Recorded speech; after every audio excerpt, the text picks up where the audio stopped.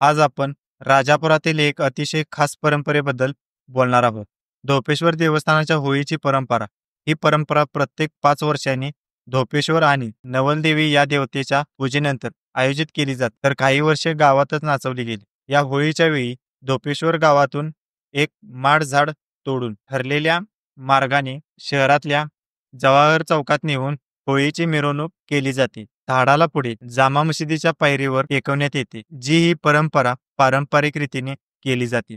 ढोल ताशाच्या गजरात तरुण आणि मुले उत्साहाने सहभागी होतात आणि रंगोत्सवात गमगमाट निर्माण होतो. परंतु अलीकडे सोशल मीडियावर व्हायरल झालेल्या काही व्हिडिओमध्ये या परंपरेत वाद निर्माण झाल्याची अफवा पसरल्याचे दिसून आले.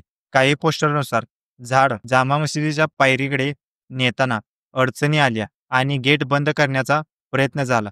हे पाहून राजापूरमध्ये तणावाचे वातावरण निर्माण झाले असे म्हणत आहेत. या घटनेवर स्थानिक पोलीस आणि राजकीय नेत्यांनी त्वरित प्रतिक्रिया दिली. पोलिसांनी सांगितले की राजापूरमध्ये काहीही वाद किंवा अराजकता घडलेली नाही. स्थानिक आमदार निलेश राणे आणि किरण सामंत यांनीही शांतता राखण्याचे आवाहन केले आहे. त्यांनी सांगितले की सोशल मीडियावर अफवा पसरू नयेत आणि परंपरेची खरी ओळख जपली पाहिजे.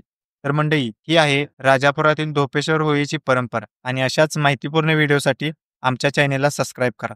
धन्यवाद.